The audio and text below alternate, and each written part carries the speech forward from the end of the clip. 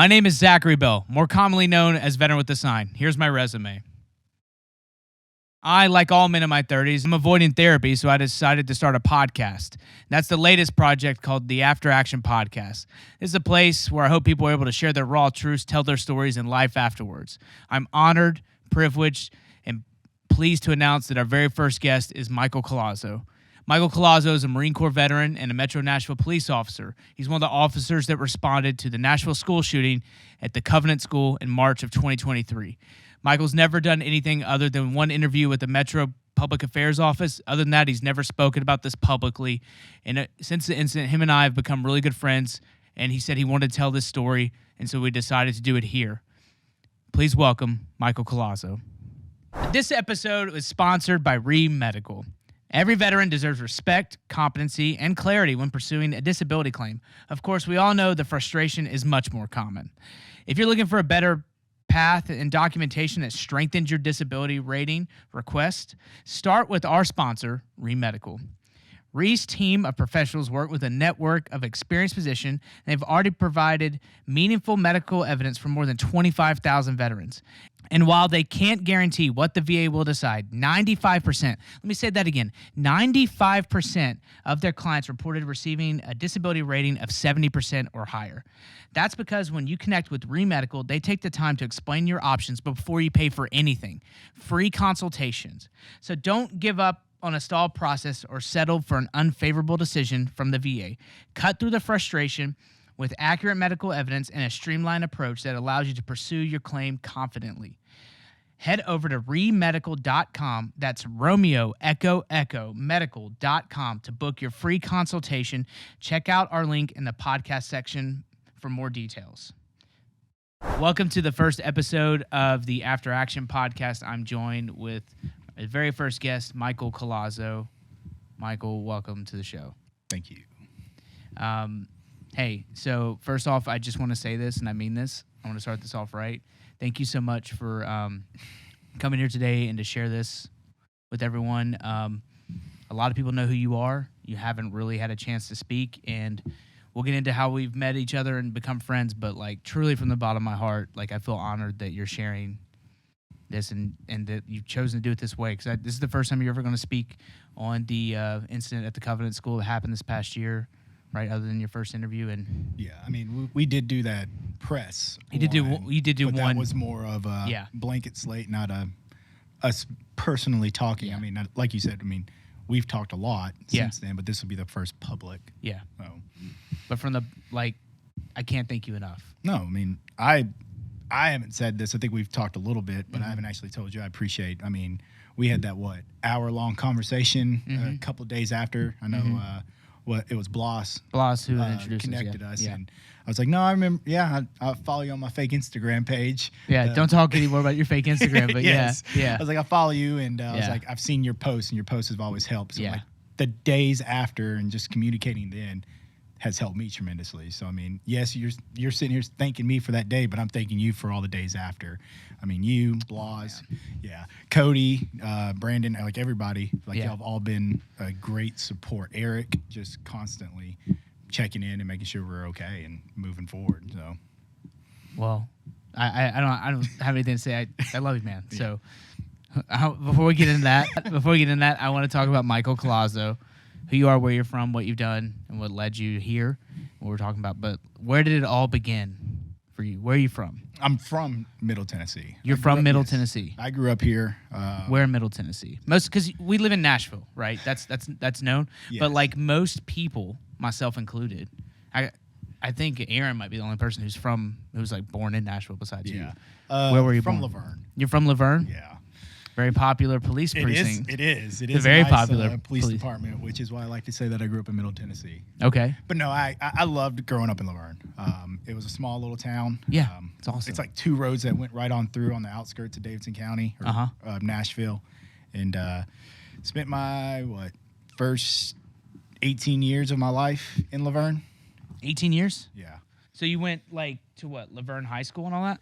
Yes. Isn't it like one school, or is that Dixon? I'm getting that mixed up. What do you mean one school? Well, I know Dixon County, they have a high school and the middle school in one place. No. So Laverne's not that. Laverne, it was the high school. Laverne High School. Laverne High School. Yeah. So I went elementary, like Rock Springs Elementary, because it was on Rock Springs. It's on the Rock Springs Road. So that's what I call it. And then I went to Rock Springs Middle, again on Rock Springs. Yeah. And then from middle school to high school. What was it like growing up for you? Like, what did your parents do? It was a blast. I had a good childhood. Tell me about it. Tell me about your parents. I mean, I've met them. They're great. they're crazy. They're great. Well, my father's crazy. Your father's crazy. Yeah. Your It's funny.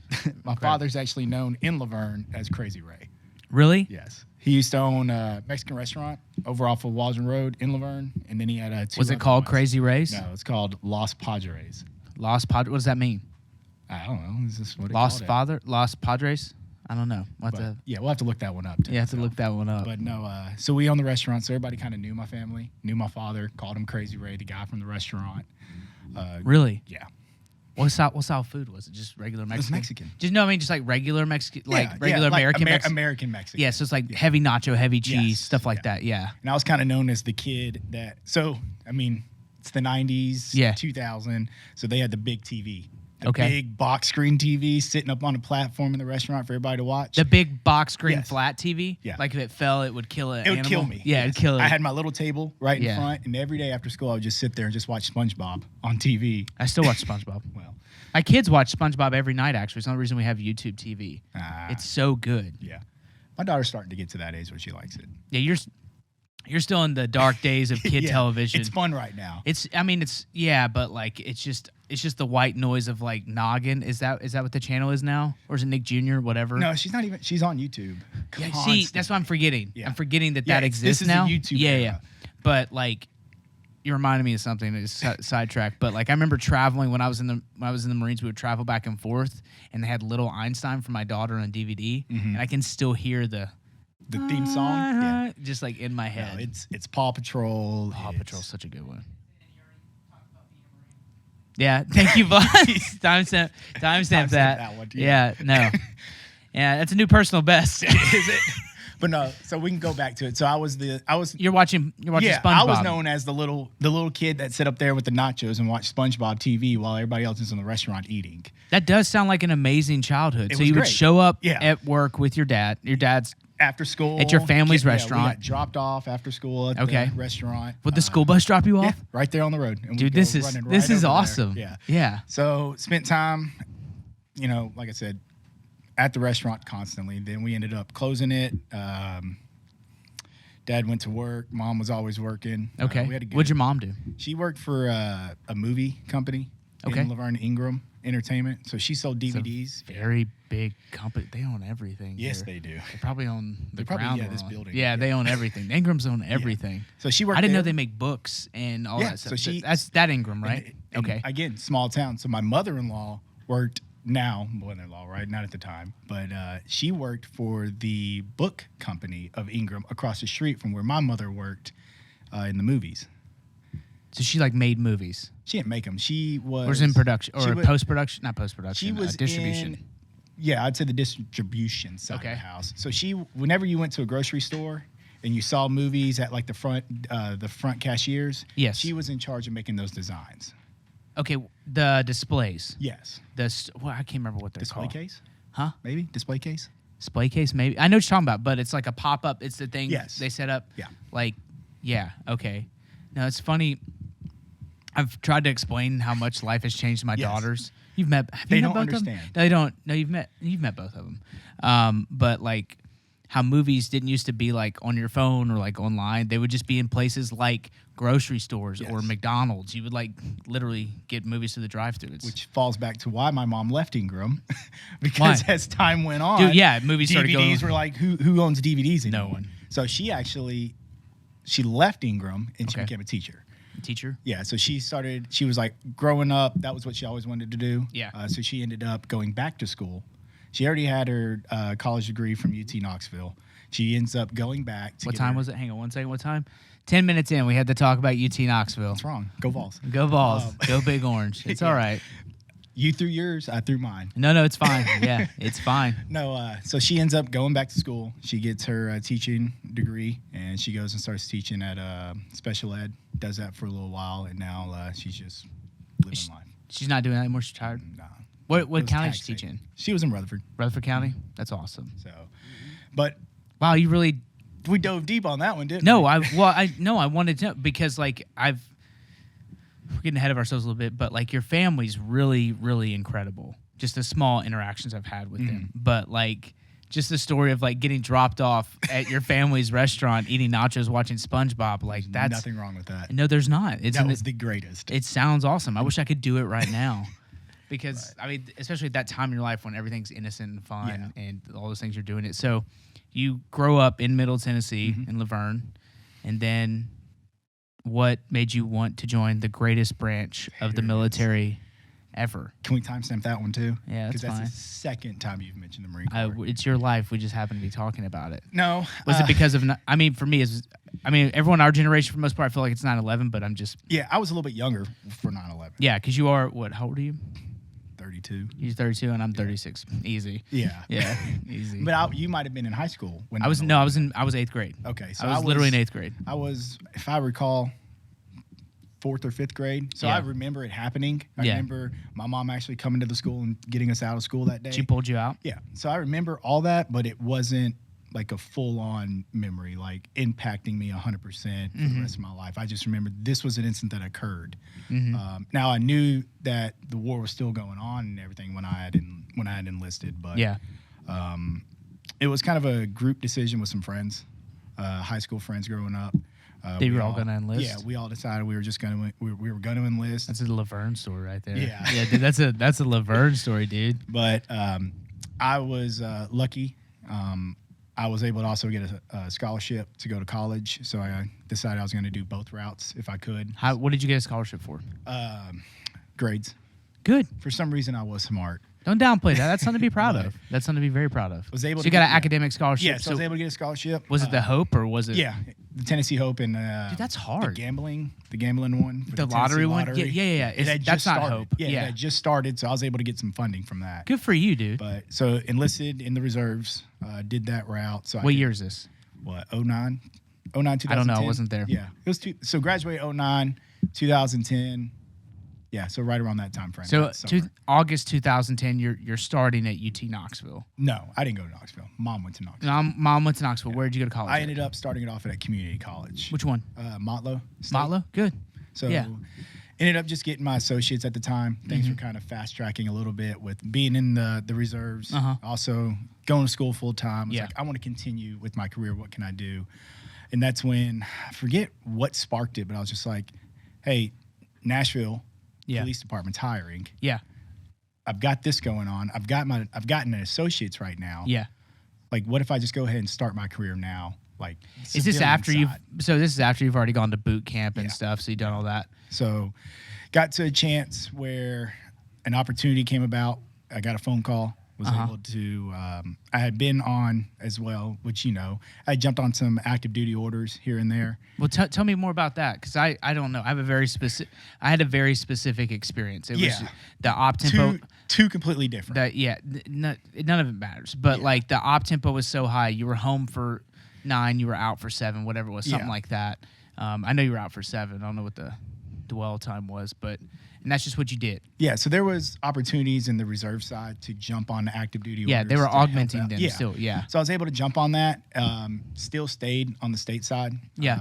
On active duty orders, and I was coming towards the end of that. And at the same time, I'm still doing things on the civilian side of my life. Yeah. I had applied for the police department. They ended up calling and said, hey, we got everything situated. Your starting date is October 1st of 2013. Really? That's when they said you can go to the academy this day. October 1st, 2013. Yep. Ironically, I was coming off orders. Well, what were your orders, though? They were just what we call it's been a little while. We'll have to cut this part out. No, I can't think of the word. Doesn't matter if you can't think of. Tell me what you were doing. I was staying stateside, just helping out all the I&I staff. Okay. So what is I&I staff for anyone who doesn't know? Dude, I can't even remember right now. It's the active duty. It's the inspection information? I don't know. Yeah, so whatever they want to call them. So the reserves, you were activated, right, to backfill because the active duty had gone deployable, correct? Yeah. Had deployed, so like I don't say it's a gap, but like. Yes. So what was that? There's personnel missing. Yeah, it's personnel. Yeah, like people are gone, they're deployed. So what work so has to be done stateside. Yeah. Supporting of combat operations abroad, all the things we're doing defensively, everything like that. Where were you at? Still here. So you were still in Tennessee? Yeah, I was still in Tennessee. I was able. You to were hop up out at whatchamacallit? Smyrna? Yeah. Interesting. So I was able to hop over there. Did you like it? It was all right. Yeah? Yeah. It all depends. I made a lot of friends, a lot of lifelong friends during that process. Still went to North Carolina for a little while. You went to Camp Lejeune? Yeah, just for a little bit. Went to Pendleton for just a little bit. I never went to Pendleton. No? No, I went to 29 Palms, which everybody does for the most part. What's Clint Eastwood? What movie was that? Heartbreak Ridge. Heartbreak Ridge? Yeah, we actually got to stay there. There's my plug. Yeah. There's my one plug. You know what's funny? I thought about like not knowing the name, being like, I don't know. I think it's Heartbreak Ridge. I was going to say it. I was just trying to see if you knew it. No, dude, I'm leaning in. Okay, I'm leaning all right, in. all right. No, you're picking it up, and I'm putting it. Well, down. no, it's one of the. There's so many lines in that movie. The best one is when they're like, "We should just put you in a glass box and it says break in case of war." And it's just like, no, we actually got to go out there, and that was a good moment. I actually took a picture in front of one of the barracks and sent it to my wife. And was like, "You will never guess where I'm at right now." And she's like, "Cool." Yeah, just shrugged it off and went back to what she was doing. All right. Yeah. She's like, hard. Are you gonna call me later or what? I'm like, okay. Yeah, totally. I love you. Yeah, I love you. No, so come back, jumped off orders, right at that moment, which was awesome because it was like orders ended, had a couple of days off, and then started the academy. So was that the end of your reserve contract then? Well, so I was able to jump off active duty orders, come back onto the reserve and just hold reserves and finish out your 8-year deal. Yeah, I think at that point I had probably 3 or 4 years left. Yeah, so I was still able to again go to the academy, do all that, and do the reserve side in case anything happened. Did you, I don't want to harp on this, but I'm genuinely curious because at that time, so when I got back in 2011, I was looking at the reserves, but all the rules that they have now, I mean, that they had then, they don't have now. Like you couldn't have tattoos, blah, blah, blah. You couldn't do benefits, couldn't do any of the things. So it literally forced out a ton of guys. Like I wanted to tack on my reserve time. I wanted to tack my activity and like do reserves and like push a nice 20 that way. But it just they weren't doing it, and they collapsed all the infantry units in Tennessee. I mean, in the reserves, they reduced all of them into like engineers and infantry. Like it was crazy. Like there was nothing to do. So I guess what I'm saying is like, overall, did you like enjoy the experience or? Yeah, no.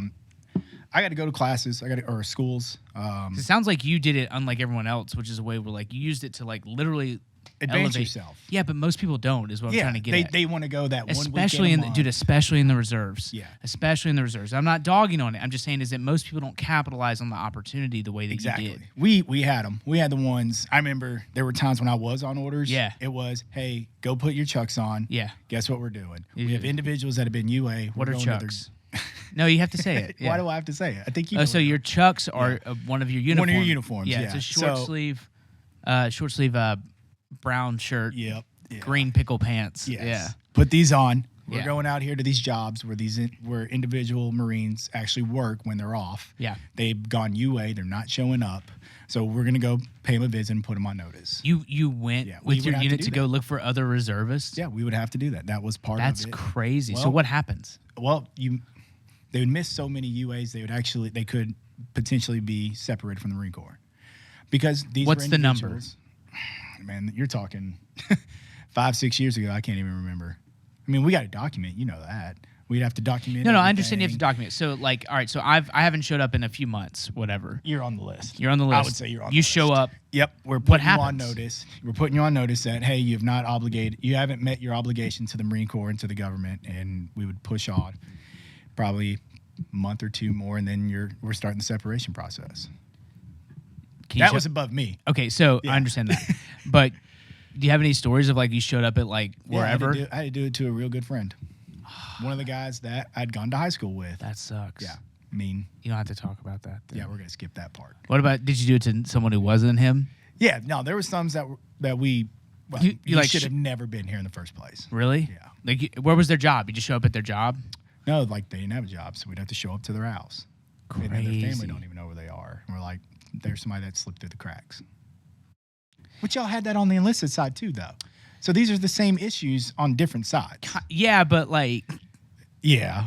I mean, people Y'all knew leave. where they were. Yeah, no, they would go to Myrtle Beach. Yeah. Like, It was just drive down there and find them. Well, so when you would get secured for Libo on the weekend, everyone would say they would go to Myrtle Beach, but like clockwork, especially on the East Coast, there's like a half dozen per 30 people, a 30-person platoon. There's at least a half dozen of those dudes who are from the Northeast, like Jersey, Going back Connecticut, Rhode Island, New York, and they'll literally piece together a trip. I'll cover 6 hours of gas. Yeah. You cover 8. Yep. You cover whatever. I'm sleeping, you're driving, dude, we're flipping it, we're getting up every there. weekend they're going to Myrtle Beach, but like late Sunday, you're like, where'd y'all go? And they're like, well, so and so was in traffic, New York, and so Jersey. Like, We're stuck. They literally just trail the East Coast till they get back to North Carolina. It's crazy. Right on time. Yeah, barely, Barely? dude, barely. But I mean, I get it. I mean, but it was something that always happened, but not like that. Not like there were never dudes that like left. Mm-hmm. I guess I never thought that you would actually have to do that type of accountability. Yeah, but It makes sense though. yeah. Interesting. Well, no, I think it's important to highlight what, especially with you, it's one of the things that impressed me is like there are so few people in the military, especially, that I don't say they do miss the opportunity is the nicest way to say it. They miss the opportunities and the ability, the chance to really kind of change their destiny, in my opinion. The tools are there. It's The how tools, you want to use them. I mean, I have 2 college degrees. Yeah. Right? Like you did. And how much did you pay for that? None, not Exactly. $1. I even got paid to go to school. Exactly. And so, like, those are the things where, like, the military's not perfect, nothing's perfect, but, like, it literally did change my family's path. So my children, like, there's all these different things that'll happen now statistically because, like, I have a college degree, all these different things. And so, like, I'm always... You're building the next generation. Yeah, well, I'm always kind of disappointed when people don't really grasp that or, like, take advantage of, like, what's ahead of them. I'll say, though, on the reserve side, 85, 90% of the individuals would take advantage of it. Really? Yeah. You had a lot of folks, and that was a big push. You think too. it's because they're like in the real world, and so they're more aware, and they're also coming in with a lot more trades to the craft. Yeah. You know, you've got guys in all different ways of the world. Mm-hmm. So, yes, I might have been an 11. You know, once a month. The best, yeah. Once a month, The best. if you want to say. Go ahead. But on my off time, what was I doing? I was a police officer. Yeah. So I'm still working. I'm still doing things. And then you had folks that would have been electricians. You had folks that maybe own their own construction business. So you've got a whole trade group of individuals coming together to handle whatever the Marine Corps had wanted at the time. What do you think it is that makes people take advantage of that or not? What do you think the difference is? Self-motivation. I think so. I think it's motivation and accountability. Yeah. There was a lot of accountability. Yeah. We had a lot. I mean, when I first got there, I mean, my higher ups, they were on us. Hey, what are you doing? Checking in. How's everything going? How's the real world right now? Yeah. What are your plans? Outside of here on the weekend and stuff. Yes. Yeah. That's good, dude. So, I mean, that's what honestly sold me on wanting to do it. Is I heard it was someone told me like the reserves. If you got a good company, it's kind of like a cooler VFW. Is how it was explained to me. Yeah. Like, cause like you would like know everyone, you would have common experiences. Like you're all Marines, whatever. You know what I'm saying?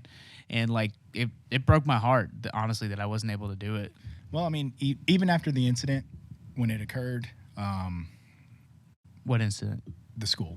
Okay. After the school incident, I mean, individuals that I still talk to are checking in. That I was in with. They're, hey, how's everything going? That they're police officers in Kentucky and they're reaching out. Yeah. They're like, hey, we're watching this, or hey, just checking in on you. Had a buddy pass from the unit right after, so we ended up going to his funeral. They did the full honors. So I mean, a bunch of us that had gotten out. Yeah. Everyone showed up. No. One of our guys, he became a police officer in Washington, all the way on the other side of the country. Okay. His police department flew him to Rutherford County, where Bew was being buried. For the burial? For the burial. Dude, that's incredible. I'm like, his police department, who didn't have to do this, did everything they could, funds all together, because it's a smaller agency out there. Okay. Everybody came together, put money in so we can come to Rutherford County. Do you want to say his name, the guy that passed? Bew. Butte? He was a narcotics detective in Rutherford County. So he was on his way to work the church that he attended on a Sunday morning was hit by he was on his motorcycle and he was hit by what they said a drunk driver.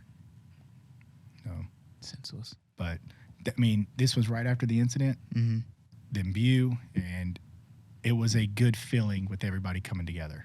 Yeah. For the funeral, and just seeing each other again. I mean, heck, I ain't seen some of them in years. So.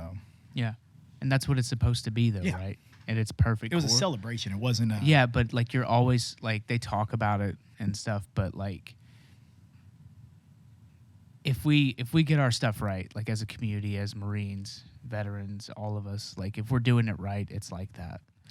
Like, when we're good, we're good. We're fucking good. We're fucking great. And when we're bad, we're the fucking worst. Yeah. Well, it was... I wish we could just, like, level out to great, not fucking great or fucking bad. Yeah. If we could just run that all the time. Great. But and it was crazy too. Like, it was like you never had that pause. Yeah. You kicked right back up where you left off. It's literally start and stop. Like, yeah. You might have put on some weight. What are you doing, you fucking idiot? Yeah. You might have a beard now and some more tattoos, but dude, quit posting that dumb stuff on Facebook. Yeah. Dude, we get it. You're a boot. Yeah. I get it. No, it's I love it. We actually did a 10-year reunion for my second deployment. It was February 2020 before everything changed for everyone. But there's a photo of all of us like in this bar in DC, and it's just me and a whole bunch of other guys had started working on it prior to that, like everything there. And I did minimal stuff. I wish I'd been able to do more, but like the moment when everyone was there and just seeing that is something I'll carry for a long time.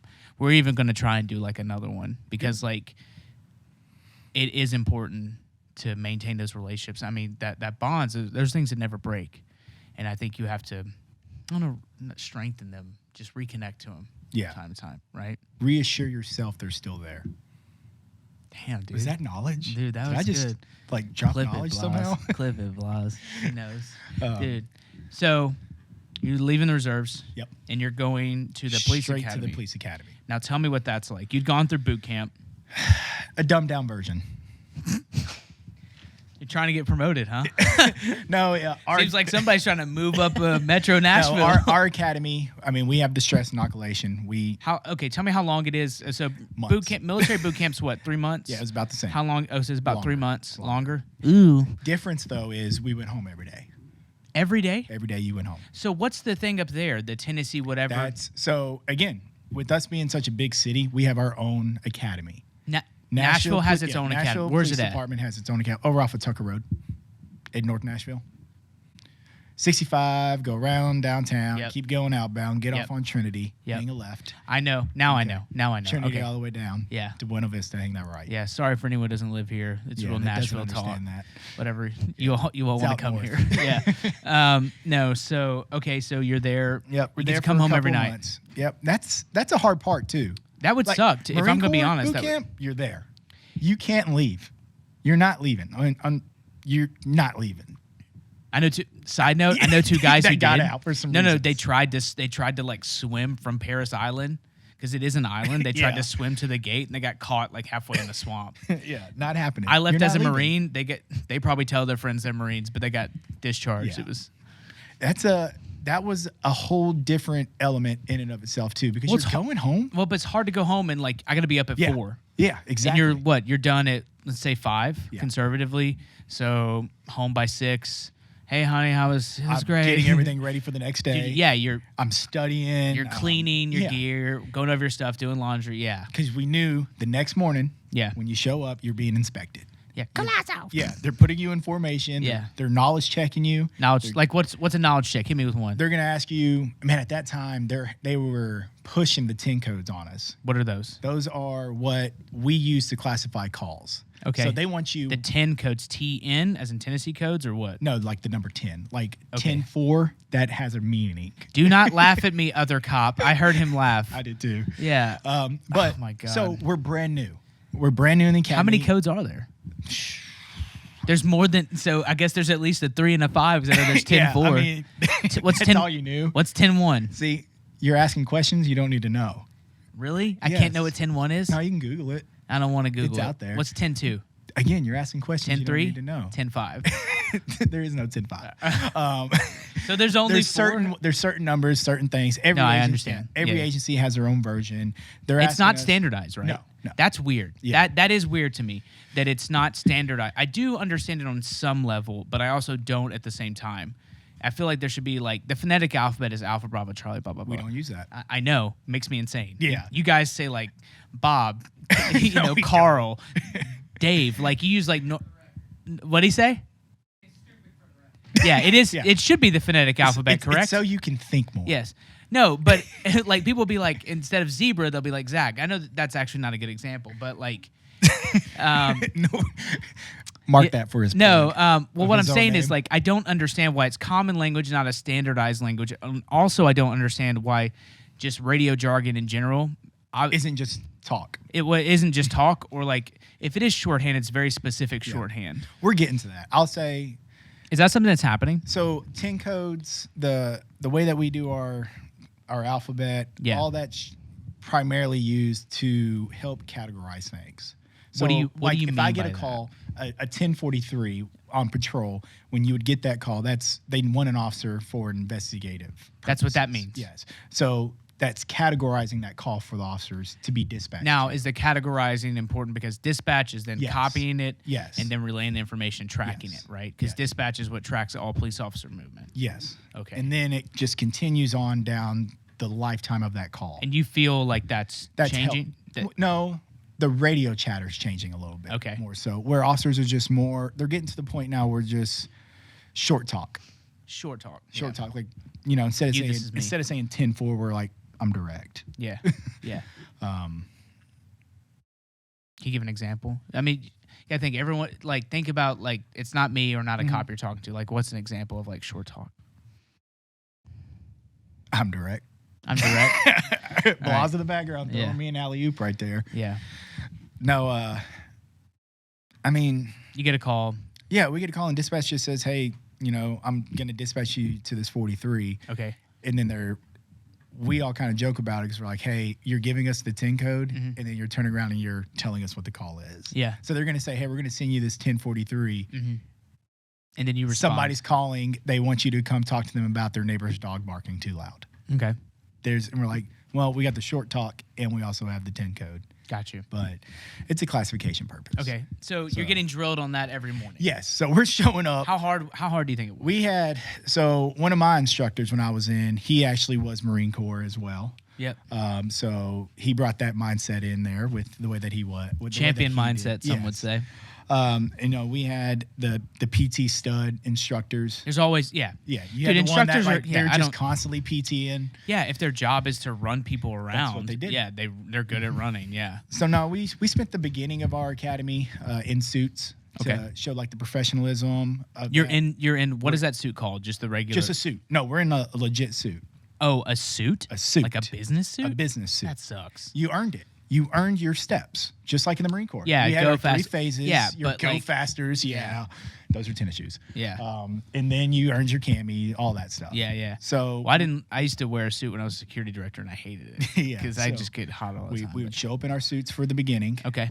Just to show the professional level of being in law enforcement. Do you think? Yeah, and do you think that helps? Yeah, I think so too. Because that also had its role. Like when we go to court. When I go to court, I need to look professional in this courtroom in front of a judge. It is a trade. Yes. You're trying to establish this is a trade. Yes. This is something to be seen as professional. And they want to make sure it's ironed. We're not showing up with dog hair all over it. So we got inspected in suits. You failed inspection, you ran. In the suit? Please tell. Yeah, that's awesome. In the suit. I do like that. Run in like stupid. Well, y'all don't have core frames, but I know a guy. We had dress shoes, yes. Dress shoes, but the military has core frames. Yeah. This is the cheap dress shoes everyone has. But whenever we do not inspections, uniform inspections, there's always someone who's like ends up having to PT, and they're like their core frames. Their core frames and their feet are just destroyed because they don't bend well. They don't bend. They're flat. They're made of plastic. It's a whole thing. Yeah. What's that allowance buying? Huh? New core frames. Dude. Yeah. Every job. Yeah. No. So that was kind of like at the beginning phase. Okay. Show up as suits. Phase 1. Yeah. Phase 1. Then Okay. you earned your BDUs. Your BDUs are what?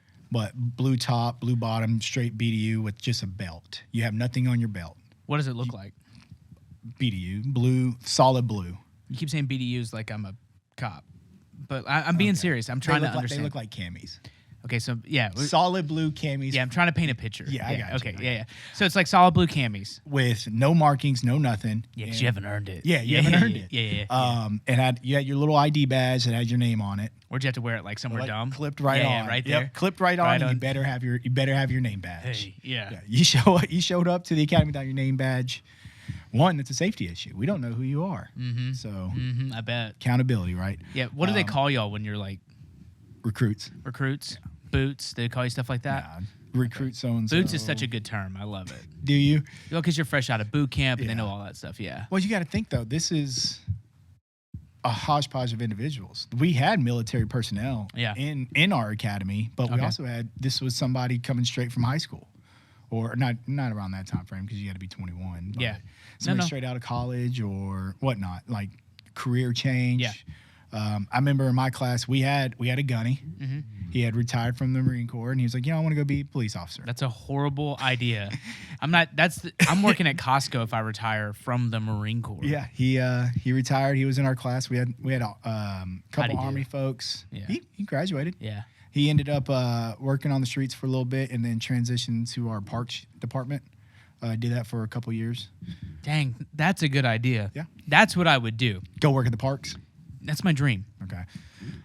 You're going to tell me that's not a dream? I don't like parks. No, I'm saying just like being like a forest ranger forever. That sounds awesome. Is it bad? I don't want to be that guy that writes tickets to an individual for running in a hike trail. I'm not going to do that. I'll be cool, you know? Okay, if you're going to be cool I'll be like and let hanging people out, actually enjoy a park, be like, we're bro, good. If I catch you too many fish in the boat, I'm drilling holes in it. No. You know, I've warned him once. No. Just out in the woods all day in a truck. He went and did that, and he loved it. Yeah, he had retired. He's enjoying it. I mean, we had the Army guys. We had a guy from the Air Force. Okay. I think he had just done 4 and was out. Yeah. But then again, we had different wakes, different worlds. Yeah. All coming together. So some of us knew the games. Are you close with those people? Like, do you like your classmates? Does it stay that way? It stays that way. There's probably. I don't know anybody from boot camp. Yeah, there's about 10 left within our department from my academy. Okay. All different ranks. And I think a couple of them are lieutenants now. Some are sergeants. Some are still officers. Okay. But so we had different individuals from all over that were in the academy. So again, we knew this was games that were being played. Yeah. They were testing us. You're never going to pass inspection. But you have to try. Yeah. Well, I mean, that's the thing. The thing is resilience. This is what we're always trying to teach you. But what was a harder first day of boot camp? Police Academy or Marine Corps boot camp? Oh, Marine Corps. It's all a blur. It's all a blur. It's all, yeah. They stuck you in that little room and just left you there. Yeah, I literally was like this. I remember like filling out a document and then getting yelled at. I was getting yelled at like as I was doing it, and they're like, Phil, it's just a game. Yeah. Right. And so they're like, fill out the document. And then, like, you're trying to write. And I remember turning my head, and he's like, head down. And I was like, this is actually kind of funny. It's the first time you're learning how to write everything full capitalized. Yeah. I don't know what I'm doing. Because it's being read by other Marines. So, like, it looks like a crayon the whole time. Yeah, it has to be written like it's like a stamp. Yeah. So there's no daylight. There's no shock and awe treatment at police officer boot camp. There is. They come there like, ah! It's a different shock. They just like kiss all of you. Mwah. No, I mean they did the whole, day one, put you in the auditorium, everyone's sitting there. Hey, in their welcome. Suits, Yeah. Yeah. CO version, but it was the lieutenant over the academy comes in, gives her a spill, chief gives a spill, and then comes in your instructors. Okay. And they do the Please. stress. Yeah, they did that too. I remember that. They snap too and yeah.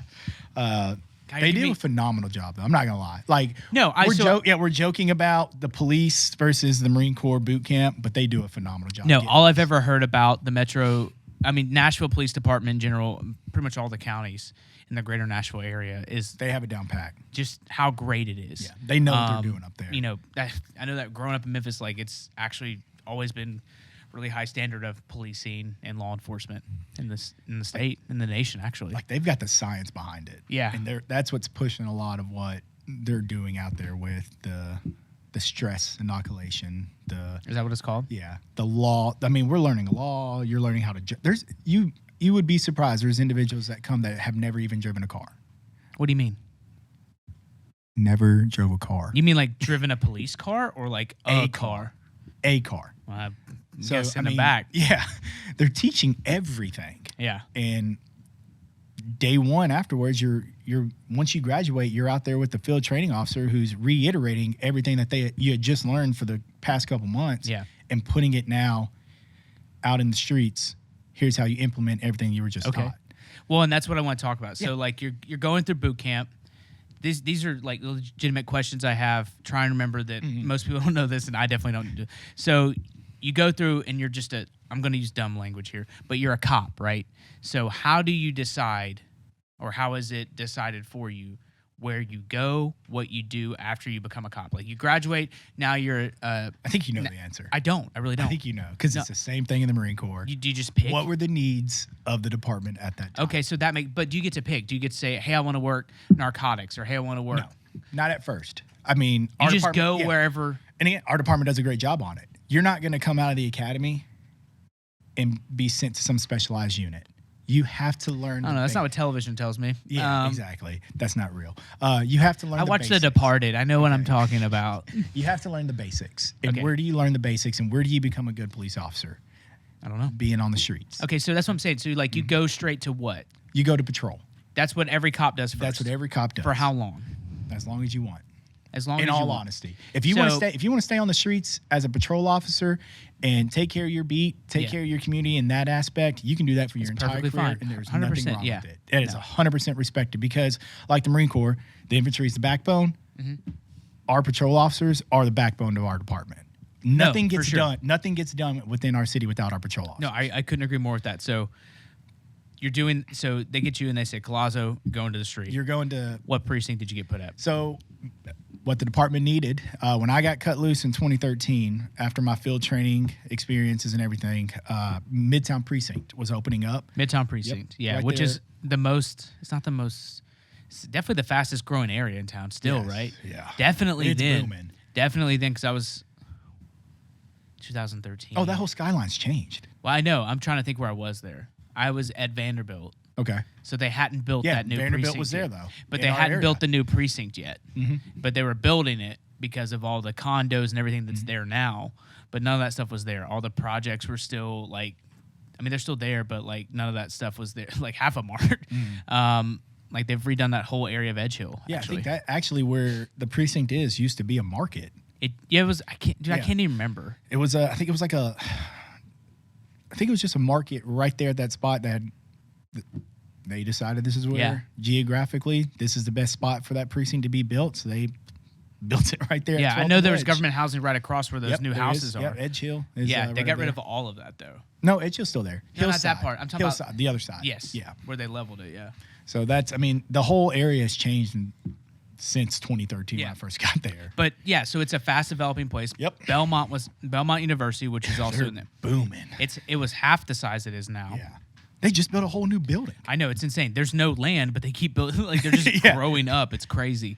But so you're there, and you're on the street. Yep. What's your first day like as a cop? Man, it's scary. It's scary. It's scary because Tell me. that entire time you've got people that have experience and have knowledge and are teaching you. And you have a field training officer. Yep, I have a field That's training. the person that's assigned I to you. had a handful of field training. So again, That's because we're you're a rotating. handful yourself. No. No. Okay. So we rotate field training officers. Okay. So during your FTO phase, you're not just riding with one field training officer. You're riding with several different ones as time goes on. Okay. So you get different experiences and different knowledge from everybody. I kind of like this. Yeah, and in different areas and different shifts. So there's a big difference. So our department, we ran 3 shifts: an A detail, a B detail, and a C detail. A detail is day shift. B detail is like that evening into the night. Tell them the breaks. What is it? So they've changed a lot, though. Okay, but it's like what? How many Well, hours? we'd say the morning guy. It's 8 hours 8 shifts, right? hours when Okay. I was there. Now Yeah. they're on 10s, and there's some that are on 12. Yeah, it changes a lot. Yeah. But standard is like 8. 8.5. Yeah. 8 on a 24-hour rotation, right? No, we would do. No, if it's you- like 8. If you worked 8, 8 you hours. worked 5 days straight, and you had 2 days off. No, I mean like it's an A, a B, and a C, and it's that Yeah. part of the day. Yeah, there was always a little bit of an overlap Yeah. between the different details, but each rotation you would ride on a different shift. So Okay. I started in West Nashville. Okay. On A detail. Okay. Worked that for a little while with my FTO. Okay. And then my next rotation was in East Nashville on B detail. Okay. That's different. Yep. That's different. Yeah. My third rotation was midnights, the C detail, down in Central. Where's that? Downtown. Downtown. Downtown. How was that? That was crazy. That's crazy. Downtown's a breed of its own. How so? I think we all know. They don't. There's a reason why Nashville is the #1 bachelor and bachelorette city. Because it's awesome. It's a nice place to come, actually. Yes. But you have people traveling from all over the world to come here downtown to have fun. Yeah. Yeah. It is what everyone says. It's the music city of the world, or of the country. Yeah. Dude, that's the state, dude. And I, as someone who lives here, as you, like, I know people have mixed feelings about it. Go anywhere else. Like, you're not gonna get this atmosphere. You're not gonna get this atmosphere. Like, the downside of living in a cool place, or I'll just say it, a place that has like a thriving culture, which is how I feel about Nashville as a whole, is that a lot of people come to visit, and you're treated like family. Yeah, I mean, what was the quote somebody told me? Nashville is a big city with a small town atmosphere. Yeah, I mean, we went to lunch the other day, and those girls were trying to take photos in the very popular. Nashville sign. And what does Zach do? Yeah, I was like, hey, can I take your photo? I'll take your photo for you. I know you're visiting here. Yeah, for sure. They're going to remember that. Well, yeah. No, I think, because like... They're like, oh, people are nice. Well, yeah. I mean, it costs nothing to be nice, you know? And I just thought it was something of like, I wish somebody would do that. And like, I'm also with like the family and stuff all the time, trying to take photos of them. It's hard. Are you going to tell them though, like, you have to tell them what pictures, because I'm sure everybody sees it all over social media. The Tennessee flag that's right there on 12 so South. it's the I Believe in Nashville, and it's right across from Reese Witherspoon's store, Draper James, something like that. And clarify the struggle that they were having. Yeah, they were trying to do a selfie, and like it was just a thing of like, I don't know. Let me help you. It costs nothing to be kind, and so that's what I'm always trying to do. It's because it keeps me accountable, and I don't know. But maybe they were nice to someone else. But it's not just you; it's all of Nashville that has that mentality. Yeah, I think so. 95% of the time. Yeah, I think so. I really do. It's grown a lot, and there's struggles with growth, but I think the city's doing everything it can. But that's not here or there. But yeah, Central was a struggle. You're there, so you're downtown. that was a shell shock for a little bit. After that, I ended up going to our Hermitage area on our day shift. Okay. So I kind of went from A, B, C back to A. Okay. Then Midtown's opening after that rotation. So then they decide, hey, we have a shortness of certain officers on a detail. Yeah. For a shift at this precinct. I'm new. Yeah. I get pulled to Midtown. I was upset because I was like, man, I'm brand new. I got day shift. Yeah. Precinct close to home. You're off FTO. Yeah. Yeah. I'm going to be by myself. Yeah. On a day shift. On the day shift. Really? And, You're excited? I was excited. Yeah. And then they're like, hey, Midtown's opening. Guess where you're going? I'm going to the afternoon shift at this new precinct, which turned out to be probably the greatest thing that happened. Yeah. Because when I was at that precinct, I had a blast. That was a good area to work. And so talk about this as much as you can. Because you still do a lot of, I don't know what the technical terms are. Is it undercover, the technical term? I need to cut this. Yeah, you need to cut that. Okay, never mind. Cut that. Blas. Talk about as much as you can about the units and stuff you've been in. But I want to go down that. So like I said, what you do, you're off FTO, so now you're in Midtown. So what are you doing now? So I said, when you get cut loose, you have to learn the basics, and you have to learn how to be a police officer. Yeah. You've gone through all this training. You've had somebody over watching you, making sure you're doing right. Yeah. Now you're on your own. Okay. So started off in patrol. Okay. That's where you're learning the craft. Yeah, you're applying the craft. Yeah. I'm answering calls. Yeah. I'm making traffic stops. Yeah. I'm out with my community. I'm going to community events. I'm learning everything that I can. Yeah. Soaking up all of it. Yeah. And just trying to be a better officer, just like, Was that your favorite time of policing, looking back on it? Or your most informative, maybe? I don't want to say it was my favorite or my best. Mm-hmm. Each experience I had its goods and its bads. Mm-hmm. Bad part of this was, I'm by myself. Yeah. I'm answering calls. Yeah. Yeah, we'll cut that part. What? That little part. I don't know. Yeah. This little pause. Okay, it's fine. No. He's not. No, I'm keeping it. No, each unit or each part of my career had its goods and its bads. Yeah. No, that's, dude, you can, yeah. Just be honest as much as you want. So I worked patrol for just a couple years. Yeah. I was not selected, but asked to go to our flex team at the time, which was a proactive unit within the precinct that addressed any issues that the precinct had. If we had spike of shootings, spike of robberies, spike of deaths from motor vehicles, spike of stolen vehicles, our team, there was three different teams for each shift. Yeah. We were asked, hey, can y'all go to these areas and try to find out what's going on?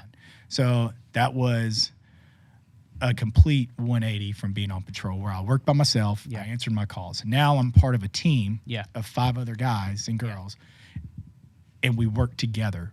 You can't go out.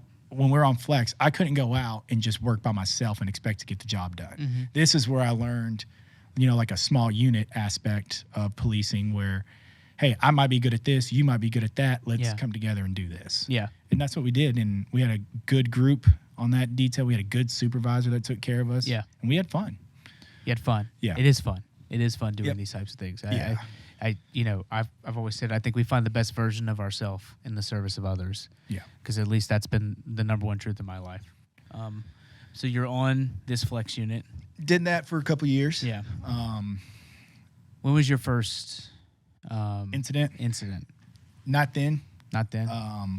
Again, there have been three. There have been three. Yeah, there's been a couple of critical incidences.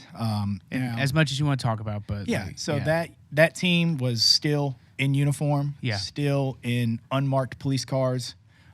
Did that for a couple years with those guys, and then got pulled to our crime suppression unit at the precinct, which now transitioned completely. Did another 180 from what I was used to, and that was layman's terms, a plainclothes street level narcotics unit. That's what crime suppression is now or was? Was. Yes. Okay. So did that. You're out there what? You're out there doing buys. Yeah, we're trying to do undercover buys. Yeah. We're cultivating confidential informants, utilizing those confidential informants. Intelligence gathering. Yeah. Okay. Getting information, what's going on out there. Because we don't live out there. Yeah. We just work out there. These individuals lived out there, so they knew what was going on. Yeah. Did that for a couple years.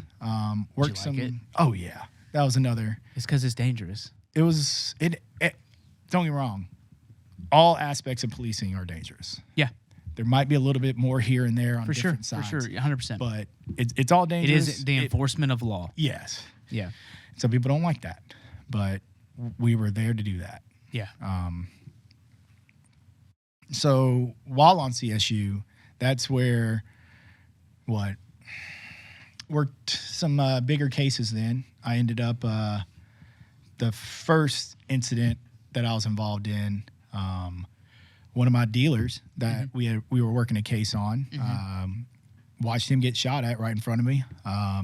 During a buy? No, we were doing surveillance on the dealer, following in our cars, and right behind him, saw another car pull up at a T intersection, and 3 dudes hanging out the window just pop right on out and just start shooting at the dealer right in front of me. No way. And I'm like, that second that hits where you're like, is this really happening? Yeah. That's was this what broad it was. daylight? Yeah. Or? This was afternoon in the neighborhood. No way. You're like, this just happened. And then I'm on the radio like, hey guys, get over here. Need help. Yeah. So that was probably the first awakening. What was that like? It was a little shell shock for a second. Yeah. Not like when I say shell shock, more of this just happened. Yeah. I mean, that's really what it is. It was. So, fast forward a little bit more, another incident. So while on CSU, again, we're addressing any issues the precinct had. Yeah. So I conducted an investigation on a business. Yeah. Owner was a known drug dealer, believed to be funneling money through the club. Does that club still exist? No. It's a parking lot now. What club was it? Club Medusa. Okay. It's right there on Church and 18th. Oh, okay. So Yeah. The club, in and of itself, there was a handful of homicides that occurred there, some shootings, a lot of drug activity. When I was on flex, we would we were always down on this in this area addressing crime because we were getting complaints about it. Yeah. So that's when it started up and moved to CSU. It's like, hey, continued on with that. And we ultimately shut the club down. But prior, we were doing surveillance. Me and my partner, we're sitting in the parking lot across the street. We were putting the bow on this injunction. Like, what is it? What is an injunction? What do you mean? So here in Tennessee, Davidson County in particular, if we can determine a business to be considered a nuisance. Okay. And a lot has to happen. Yes. This isn't You're something talking about a where, place that's had murders. Yes. Theft, whatever. Like shootings, murders. This is not government overreach. Drugs, 100%. activity. Like this is a problem. Like we had meetings after meetings. A pattern of misconduct. Yeah. Yes. This isn't like, hey, you committed one crime, or you had one issue, we're shutting you down. Yeah. No, we had meetings after meetings with the business owners, with the establishment. Said, hey, y'all, what can we do to help y'all? Like, we're trying to help y'all to help your business. Yeah. Never got the assistance, or never actually changed the way things were going. So this was our last ditch effort to protect the rest of the citizens that were coming down to Church Street to try to enjoy the nightlife. Yes. So again, the bow, it's getting wrapped up. Yes. Judge is signing the paperwork. Within the next day or two, we're going to be executing we're going to be conducting the injunction on the business. So prior to that, me and my partner, we're out there doing surveillance for our SWAT guys that will be executing the injunction for us. They wanted hey, what are the routines at night, so we could relay that information to them. So we're out there, and I guess an altercation kind of ensued inside, led outside. The individuals are arguing with security. Yeah. It's 3:00 in the morning. They're arguing. Yeah, nothing happened good after 3. Yeah, after midnight, nothing happens good. Yeah. They're arguing with security. They lead out into the roadway in front of us. We kind of see it. And again, we're as covert as we can be. We're in plain clothes in an unmarked Mustang and an unmarked pickup truck sitting there watching. Yeah. No vest on because we're trying to blend in. Yeah. We see the fight kind of progressing. So we get on the radio and we're like, hey, can we have some officers come down here? Yeah. Officers are on their way. We start seeing them starting to actually go at it. Yeah. One of the individuals runs to the car in front of us, like dead, like from me to you. Yeah. Goes to the trunk, pops the trunk, of course, pulls out an AK, of course he does, and just starts popping rounds off. Yeah. And we're like, again, Shell, like, what is going on? Yeah. This is happening right now. Yeah. So thank God at that moment he was just shooting in the air. Yeah. Just trying to scare folks. But we're seeing people jump everywhere. Of course. He ends up jumping in his car and taking off before we could even get out of our cars. That's partner, kind of the best case scenario. Yeah, in that moment of things that could happen. Yeah, it played out better than it needed, or better than it could have. So he jumps in his car and he takes off. My partner takes off after him. I stay because we don't know if anybody's been shot. Yeah. There's one guy that was actually in the driver's window of a random car. So when the guy started shooting, he jumped in this car for his life. Yeah. And all I see is this individual. He's like L-shaped inside this car. Yeah. So I'm like running up to him, making sure he's not shot. Yeah. He ends up, he's fine. Everybody's good. We catch that guy. He gets arrested. Next day, we shut that business down. We're like, we can't have this anymore. Good. So now, like you said, it's a parking garage. They ended up, the owner, he ends up going to jail. Mm-hmm. We charged him with some stuff, since pled. And sorry about that. He's since pled. And then the actual property owner just decided he was going to tear the building down and build a parking garage there and be done with it. He's probably making more money. Probably is. Especially and less Nashville. issues. Yeah. And we haven't had issues out there like that. Well, it's hard to have a good party at a parking garage these days. I think you still can. If there's a town, they can do it. We're the town. I was going to say, where that parking garage is, I bet you can go up top and watch the fireworks show. Yeah. Well, then that makes sense. But so I'd like to take a moment. We're going to take a break. Yeah. And before we move forward and we start talking about the incident. Yeah. But we'll be right back. Before we begin, I just want to take the time to tell everyone thank you for being here. Michael Collazo, thank you to everyone here at the studio. Thank you to all the officers who responded that day. We are now going to talk about the Covenant School shooting, March 27, 2023. Before we begin, I also want to say that the shooter will only be referred to as the shooter or the suspect through this entire conversation. There has been more than enough attention given to that individual, and that is all the attention that they will get from us. All right. Michael, thank you. I have to say that, when we first met, I honestly didn't think we would be here today. And it's emotional for me as a husband, as a father. And you've become someone who's become a big part of my life very, very quickly. And because when we first met, it was through Blas, who had set up a meeting with Cody and Brandon for you and Rex. And, you initially had people reach out to you a lot to talk about what we're getting ready to talk about. Mm-hmm. And,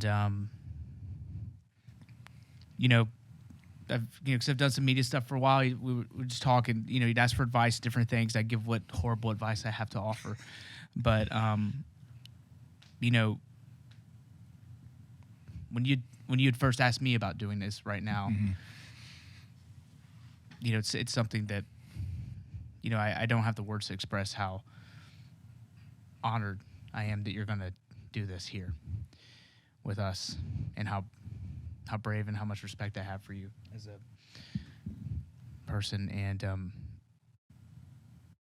I just wanted to take the time to acknowledge all of that and to say that this is your story, and as much or as little as you want to share, we're going to do that right now. Well, I remember, like, the conversations we had, we wanted to make sure we did this in a respectful way. Well, yeah, We wanted to make sure the story was told. Yeah. The story's out there. The story's out there. Yeah. And it's never been you'd approach me and I was like, no, we're not doing that. Yeah, you even told me at one point, it's not too soon. I don't. Yeah, well, because there's there's a lot of elements to this. There's a lot of elements to it. There's people. There's lives. You're still a police officer. Mm-hmm. It's not my place, but I told you this is a project I was doing a long time ago, and it's just recently come to fruition. And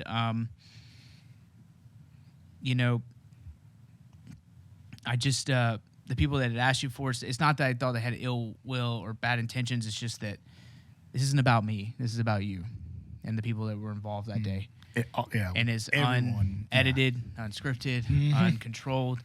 This is your time to tell that story, and I want you to tell that story and what's happened after that. But but first, I would like those are things that I wanted to address on the front end. But I also wanted to just say thank you. So, March 27th, 2023.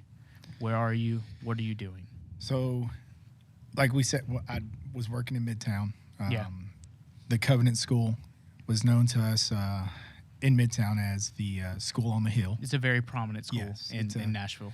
A feeder school, that's what they call it, yes. where children from, I think it's roughly 200 kids from preschool up went to this school, went to the church, was part of the community, and would feed into other schools out in that area. Yeah. And so for reference for anyone, the whole area has multiple different private schools. It's where all the private schools are. I actually used to go Lipscomb Academy, which is a private school. Their college is Lipscomb University, which is where I went to school. And it's all of those schools are all around there. And that's where people would go to in the Green Hills area is what it's called. And like we said earlier, with Nashville being such a big city, this is that quote of it has a small town feel to it, where everybody knew everybody. And this community knew everybody. Your kids would start at Covenant and would work their way up and they go to other schools. Father Ryan or Franklin Road Academy or wherever they go. Yeah, so we all knew it to be the school on the hill. Yeah. So that day I was in our office. It was me, Detective Plesey, Detective Cagle, Sergeant Mathis, Detective Wagner, and Detective Stratton. We were in our office. A couple of days prior to the day in question, I'd conducted a proffer with an individual. A what? A proffer. It's where you go, we sit down with the district attorney and then individual's lawyer if they've been charged with a crime. Okay. And we just talk. Okay. And the individual was giving us information about crimes or drug activity. Gave us a large quantity of information, enough that like I couldn't just handle it myself. Yeah. So Detective Stratton was new to our team. This was his first day with us. So I asked, 27th. Yeah. So I asked Sarge right when Sarge had walked in. I said, "Hey, Sarge, like we'd done this proffer a couple days prior. Do you mind if I type up the notes on it and we assign some of it to Stratton? Let Stratton start his investigative career by looking into this. Like this would be his first case, theoretically a case on it." So he's like, "Yeah." So we're sitting in the office and I'm typing up all the notes to email to Stratton so he had an understanding of what was said during that proffer for him to start looking into. Detective Wagner had said he had to go fix something. He had cameras on his car. Yeah. We were in a pilot program at the time. So he was assigned to be a part of that pilot program, which some of the equipment on his car was acting up, so he had to go to the shop to get it fixed. Okay. So he left the office. He was on his way to the garage to get the car worked on. We're in the office, finished typing the email, and the radio goes off. What time is this? Do you remember? I don't. Okay. It's early morning. It's early morning. I want to say school was in session. Yes, it was around After 10-ish. It was after 8, somewhere between 8 and 10. Yeah. So we're in the office. The tones go off, which... It's a very specific tone for this. Yeah. Well, not just for this. Anytime a code 3 call, which is how we categorize calls as well, responding.